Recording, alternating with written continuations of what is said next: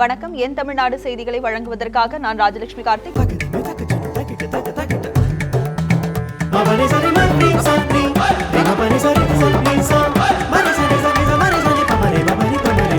என் தமிழ்நாடு. தமிழகத்தின் அனைத்து மாவட்டங்களும் வறட்சி பாதித்தவையாக அறிவிக்கப்படும் என்று முதல்வர் ஓ பன்னீர்செல்வம் தெரிவித்துள்ளார்.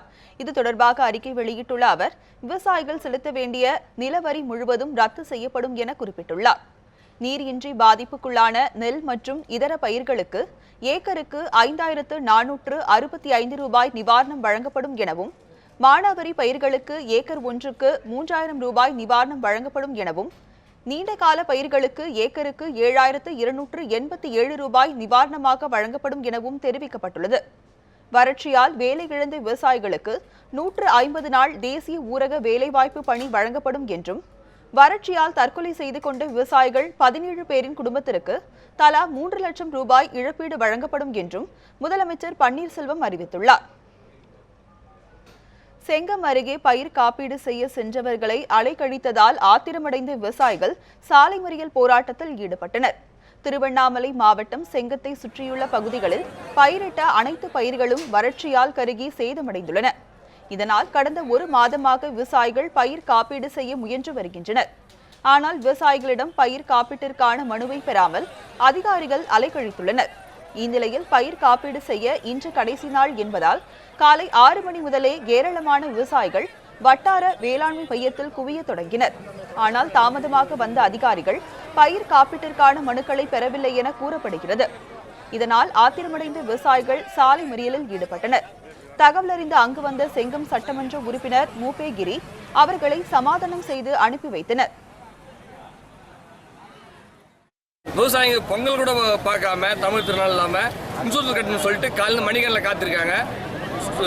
ஐசிஐசிஐ பேங்க்கில் தான் கட்டணும்னு சொன்னாங்க. ஐசிஐசிஐ பேங்க் வந்து எங்களால் வாங்க முடியாது, சொசைட்டியில் போய் கட்டுங்கிறாங்க. சொசைட்டிக்கு போனால் சொசைட்டி சைடு நாங்கள் லீவில் இருக்கிறோம், ஆள் இல்லை, இங்கே எங்களுக்கு உளுந்து மலாட்டியெல்லாம் இல்லை, நம்ம ஏரியாவுக்கு வந்து நெல்லுக்கு மட்டும்தான் இருக்குது, மக்கள் தான் இருக்குது அப்படின்ற மாதிரி முன்னுக்கு பின்ன முன்னா சொல்கிறாங்க. வாடிய பயிர்களை கண்டு தமிழகத்தில் இன்று ஒரே நாளில் ஒரு தம்பதி 2 பெண்கள் உள்பட 10 விவசாயிகள் உயிரிழந்தனர். புதுக்கோட்டை மாவட்டம் வெண்ணாவல்குடியை சேர்ந்த பெண் விவசாயி தேவி உயிரிழந்தார். அதேபோல் திருவாரூர் அருகே சிமிழி கிராமத்தில் சம்பா பயிர் கருகியதால் அதிர்ச்சியில் விவசாயி மாரிமுத்து மரணமடைந்தார். இதேபோல் கோவை மாவட்டம் அன்னூர் பொன்னைக்கவுண்டன் புதூரை சேர்ந்த விவசாயி ராமசாமி பயிர் கருகியதை கண்டு மாரடைப்பால் உயிரிழந்தார்.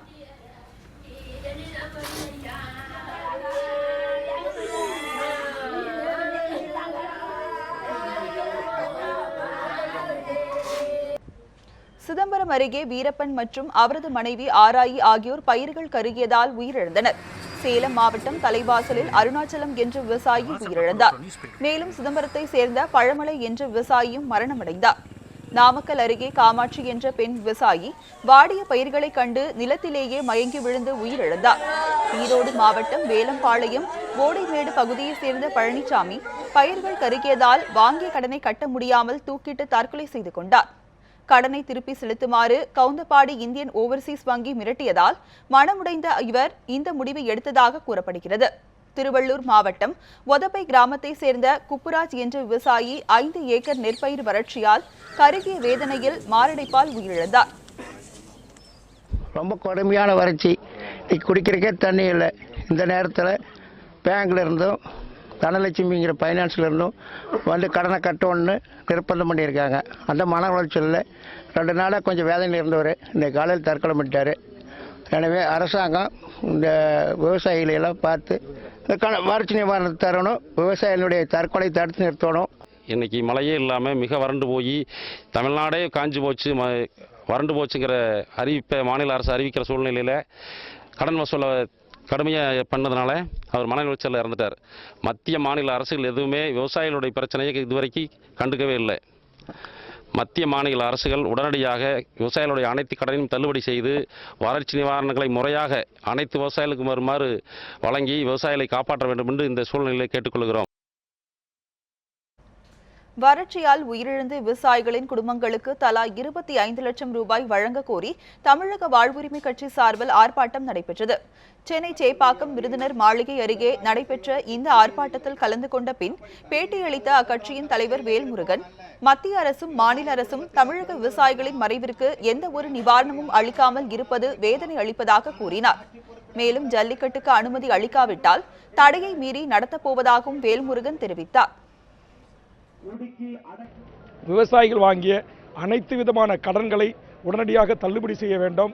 விவசாய பெருங்குடி மக்கள் தங்களுடைய மாணவ செல்வங்கள் கல்வி கடன் வாங்கிய தேசிய வங்கி மற்றும் நிலவள கூட்டுறவு வங்கிகள் வாங்கிய அனைத்து கடன்களையும் தள்ளுபடி செய்ய வேண்டும். அப்படி செய்தால் மட்டும்தான் விவசாயிகள் இங்கு வாழ முடியும். இல்லை என்றால் இந்த 200 நாளைக்கு 2000 மாறுகின்ற பேர் அபாயம் இருக்கிறது. ஆக இந்த வழிகளை மத்திய மாநில அரசுகளுக்கு உணர்த்துவதற்காக தமிழக வாழ்வுரிமை கட்சி இந்த போராட்டத்தை இங்கு நடத்தி கொண்டிருக்கிறது. ஜல்லிக்கட்டுக்கான தடையை நீக்க கோரி தமிழகத்தின் பல்வேறு பகுதிகளில் கல்லூரி மாணவர்கள் வகுப்புகளை புறக்கணித்து போராட்டத்தில் ஈடுபட்டனர். ஜல்லிக்கட்டுக்கான தடையை நீக்க கோரி கும்பகோணம் அரசினர் கலை கல்லூரி மாணவ மாணவியர்கள் வகுப்புகளை புறக்கணித்து போராட்டத்தில் ஈடுபட்டனர். இன்று காலை கல்லூரிக்கு வந்த மாணவ மாணவியர் இந்த போராட்டத்தில் ஈடுபட்டனர். கல்லூரிக்கு வெளியே கூடிய மாணவ மாணவிகள் ஜல்லிக்கட்டு நடத்த கோரி ஆர்ப்பாட்டத்தில் ஈடுபட்டனர்.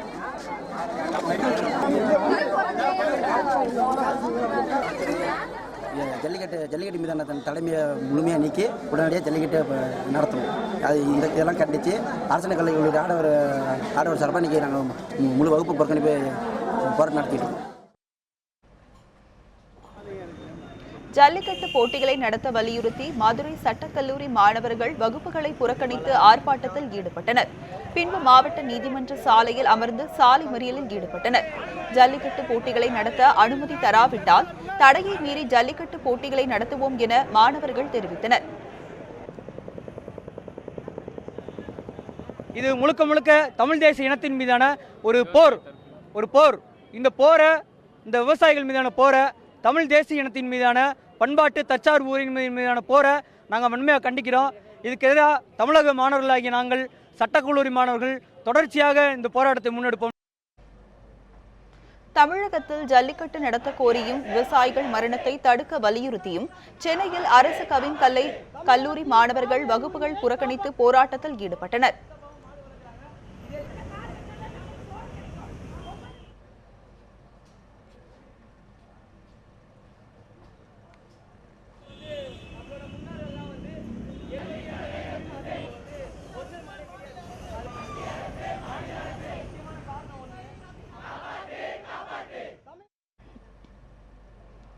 நெல்லையில் ஜாதி மறுப்பு திருமணம் செய்து வைத்த கர்ப்பிணி படுகொலை செய்யப்பட்ட வழக்கில் 2 பேருக்கு தூக்கு தண்டனை விதித்து நீதிமன்றம் தீர்ப்பளித்துள்ளது.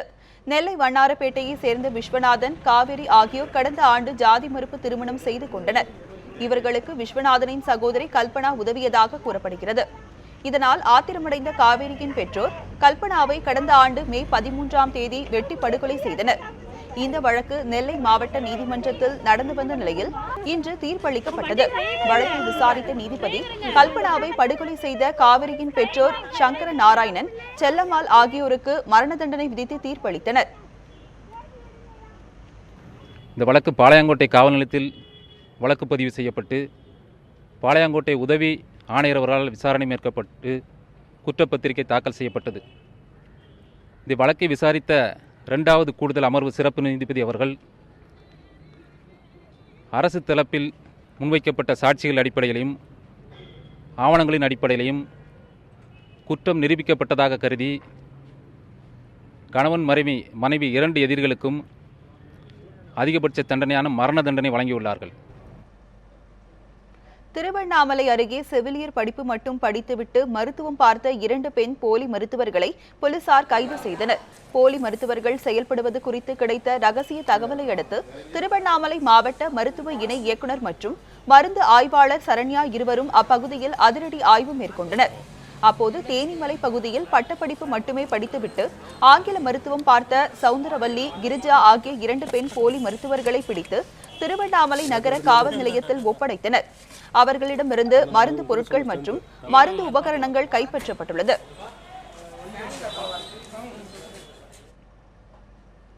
திருவள்ளூர் அருகே காய்ச்சலுக்கு அடுத்தடுத்து 3 பேர் உயிரிழந்த சம்பவத்தை தொடர்ந்து சுகாதாரத்துறை செயலர் ராதாகிருஷ்ணன் அப்பகுதியில் இன்று ஆய்வு மேற்கொண்டார். திருவள்ளூர் மாவட்டம் புது கும்மிடிப்பூண்டி இருளர் காலனியில் காய்ச்சலுக்கு அடுத்தடுத்து 3 உயிரிழந்த சம்பவம் அப்பகுதி மக்களிடையே அச்சத்தை ஏற்படுத்தியுள்ளது. இந்த நிலையில் தமிழக சுகாதாரத்துறை செயலர் ராதாகிருஷ்ணன், மாவட்ட ஆட்சியர் சுந்தரவல்லி உள்ளிட்டோர் அப்பகுதியில் இன்று ஆய்வு மேற்கொண்டனர்.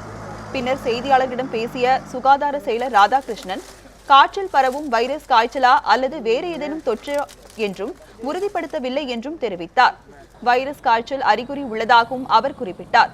மேலும் அனைத்து விதமான காய்ச்சலை தடுக்க தடுப்பு நடவடிக்கை எடுக்கப்பட்டு வருவதாகவும் ராதாகிருஷ்ணன் கூறினார். இன்வெஸ்டிகேஷன்ல ஒரு வைரஸ் தொற்று ஏற்பட்டு அவங்களுக்கு upper respiratory tract infection, that is lower respiratory tract infection, சுவாசத்தில் மூச்சுத்திணறல் போன்ற அறிகுறியில் 3 பேர் இறந்திருக்கார்கள். இங்கே போர்க்கால அடிப்படையில் நேற்றைய தினமே கேம்ப் போட்டிருக்கோம். குறிப்பாக இங்கே வந்து அந்த 16 குடிசைகளில் இருக்கக்கூடிய இருளர் சமுதாயத்தில் தான் இந்த நோயின் தாக்கம் காணப்பட்டுள்ளது. தூத்துக்குடி மாவட்டம் ஏரல் அருகே டெங்கு காய்ச்சலுக்கு அடுத்தடுத்து 2 பேர் பலியானதால் கிராம மக்கள் அச்சமடைந்துள்ளனர். திருச்செந்தூர் அருகே கொத்தலரி விலை கிராமத்தை சேர்ந்த மார்ட்டின் என்பவரது மகன் ரெவிஸ்டன் காய்ச்சலால் தனியார் மருத்துவமனையில் அனுமதிக்கப்பட்டார். பின்னர் அவருக்கு டெங்கு காய்ச்சல் இருப்பது உறுதியான நிலையில் தூத்துக்குடி அரசு மருத்துவமனையில் சிகிச்சை பலனின்றி உயிரிழந்தார். இதேபோல் கடந்த 5 நாட்களுக்கு முன்னர் டெங்கு காய்ச்சலால் அனுமதிக்கப்பட்ட இளம்பெண் ஒருவரும் சிகிச்சை பலனின்றி உயிரிழந்தார். இதே பகுதியை சேர்ந்த இன்னும் பலர் காய்ச்சலால் தனியார் மற்றும் அரசு மருத்துவமனைகளில் சிகிச்சை பெற்று வருவதாக கூறப்படுகிறது. இதையடுத்து மாவட்ட சுகாதார பணிகள் துணை இயக்குநர் மதுசூதனன் தலைமையிலான மருத்துவ குழுவினர் ஏரலை சுற்றியுள்ள கிராமங்களில் முகாமிட்டு காய்ச்சலால் பாதிக்கப்பட்டவர்களுக்கு சிகிச்சை அளித்து வருகின்றனர்.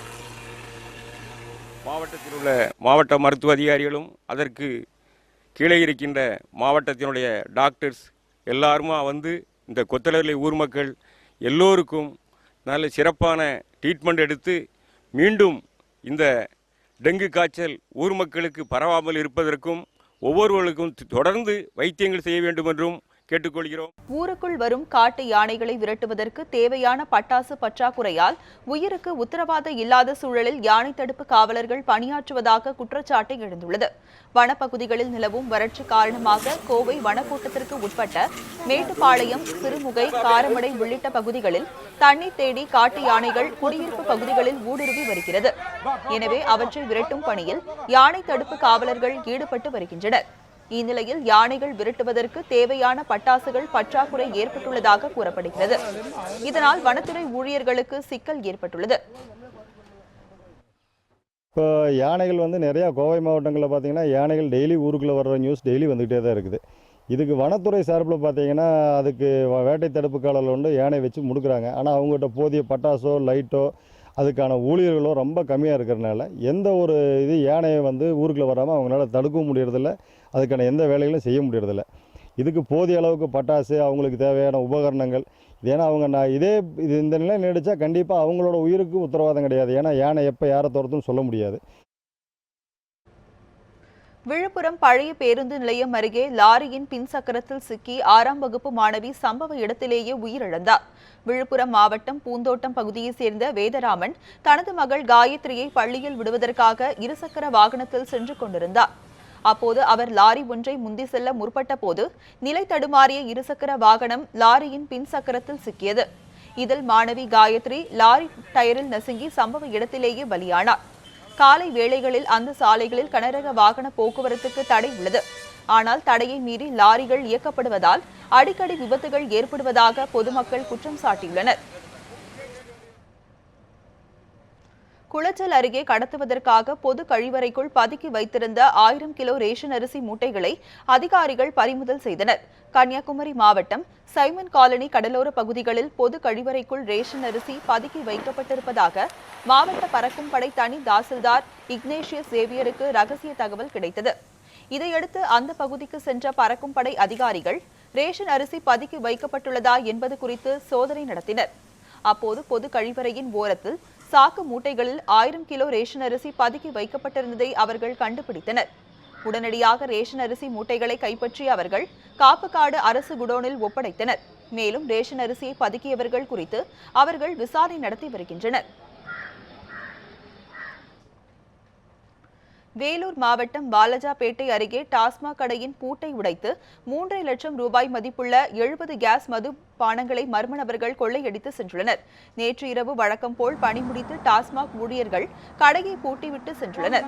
இந்த நிலையில் இன்று அவ்வழியாக சென்றவர்கள் கடையின் பூட்டு உடைக்கப்பட்டு இருப்பதை கண்டு அதிர்ச்சி அடைந்து காவிரிப்பாக்கம் காவல்துறையினருக்கு தகவல் அளித்தனர். தகவலின் அடிப்படையில் வந்த காவல்துறையினர் சம்பவ இடத்தில் நேரில் விசாரணை மேற்கொண்டனர். மோப்ப நாய் வரவழைக்கப்பட்டு சோதனை மேற்கொள்ளப்பட்டுள்ளது.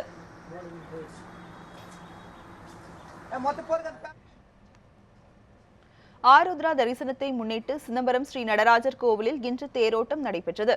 ஆருத்ரா தரிசன உற்சவம் கடந்த 2ஆம் தேதி கொடியேற்றத்துடன் தொடங்கியது. தேர் திருவிழாவை ஒட்டி ஸ்ரீ சிவகாம சுந்தரி சமேத நடராஜருடன் சித்த சபையிலிருந்து புறப்பட்ட தேர் அதிகாலை 6 மணிக்கு கீழரதி வீதிக்கு வந்தது. அங்கிருந்து நடராஜர், சிவகாம சுந்தரி, விநாயகர், முருகன், சண்டிகேஸ்வரர் ஆகிய சுவாமிகள் தனித்தனி தேர்களில் புறப்பட்டு தெற்கு ரத வீதி, மேலரத வீதி, வடக்கு ரத வீதி வழியாக மீண்டும் தேர் நிலையான கீழ வீதியை வந்தடைந்தனர். அங்கு சுவாமிகளுக்கு விசேஷ பூஜைகள் செய்யப்பட்டன. இதனையடுத்து இன்றிரவு தீபாராதனைகள் நடைபெற்ற பின்னர் ஏககால லட்சார்ச்சனை நடைபெற உள்ளது. நாளை ஆருத்ரா தரிசனம் நடைபெற உள்ளதை அடுத்து சிதம்பரம் நடராஜர் கோவிலில் சிறப்பு ஏற்பாடுகள் மேற்கொள்ளப்பட்டுள்ளன. நெய்வேலி அருகே மந்தாரக்குப்பம் பகுதியில் தேசிய நெடுஞ்சாலை விரிவாக்க பணிகளை கண்டித்து வணிகர்கள் கடையடைப்பு மற்றும் உண்ணாவிரத போராட்டத்தில் ஈடுபட்டனர். கடலூர் முதல் சின்னசேலம் வரையிலான சாலையை 2 வழி சாலையாக மாற்றுவதற்கான விரிவாக்க பணிகள் நடைபெற்று வருகின்றன. இந்த சாலை நெய்வேலி பகுதியில் 5 கிலோமீட்டர் நீளத்திற்கு 4 வழி சாலையாக அமைக்கப்படுகிறது.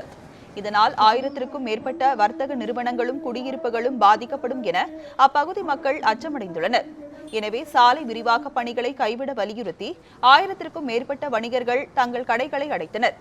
மேலும் நெய்வேலி மந்தாரக்குப்பம் கடைவீதியில் பொதுமக்கள் மற்றும் வணிகர்கள் உண்ணாவிரத போராட்டத்திலும் ஈடுபட்டனர். இந்த பகுதியும் இருவழி சாலைதான் என்று அறிவிக்கப்படுகிற வரை இந்த பகுதியில் போராட்டம் தொடரும். இங்கே ஒரு நல்ல தோற்றுக்குறி ஏற்பட்டிருக்கிறது. 13 மாவட்டங்களில் உள்ள சீமை கருவேல மரங்களை வரும் 31ஆம் தேதிக்குள் அகற்ற வேண்டும் என உயர்நீதிமன்ற மதுரை கிளை உத்தரவிட்டுள்ளது. மதிமுக பொதுச் செயலாளர் வைகோ தொடர்ந்த வழக்கில் இந்த உத்தரவு பிறப்பிக்கப்பட்டுள்ளது.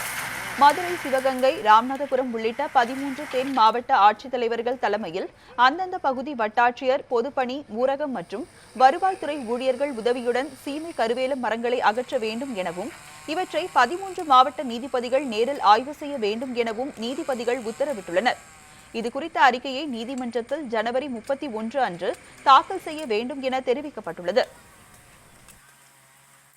ஹெட் குவார்ட்டர்ஸ் அந்த மாவட்ட தலைநகரங்களில் ஜில்லா நீதிபதி, மாவட்ட நீதிபதி மேற்பார்வையில் நீக்கப்பட வேண்டும்.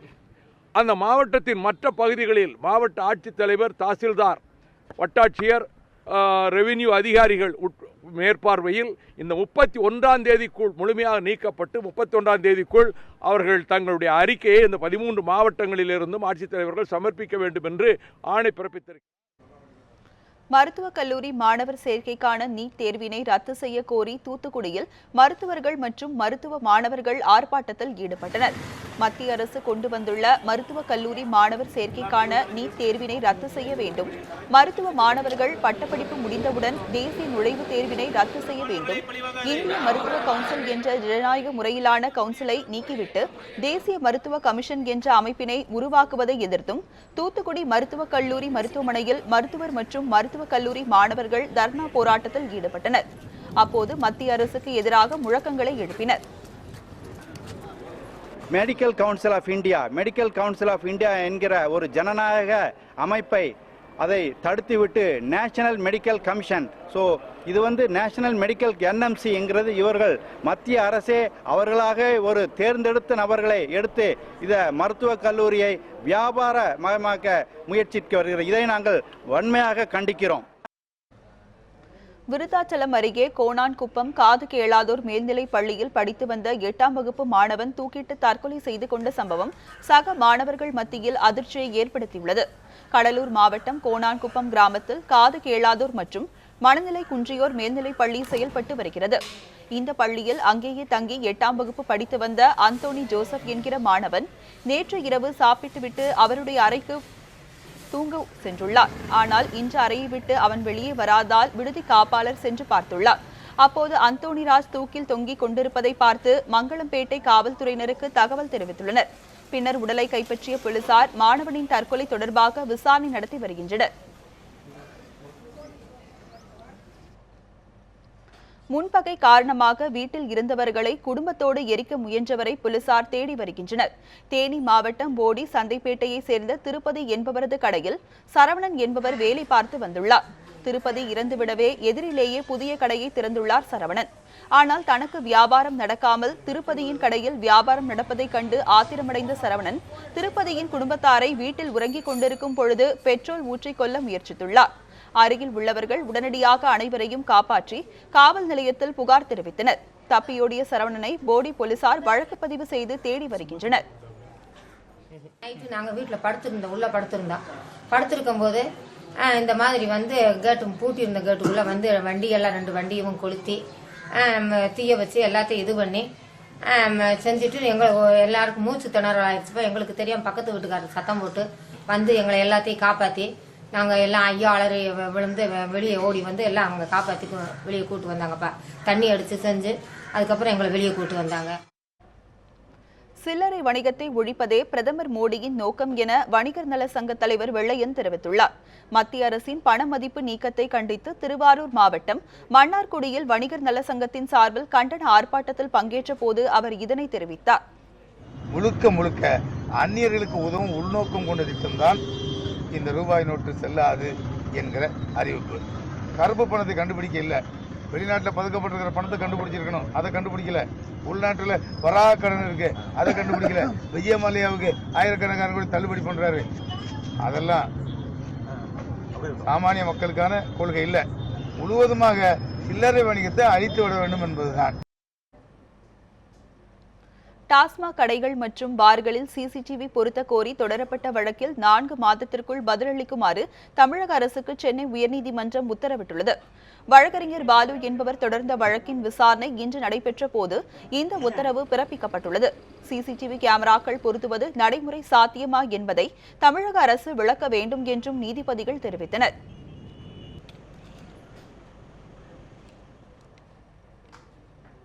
இத்துடன் என் தமிழ்நாடு செய்திகள் நிறைவு பெறுகின்றன.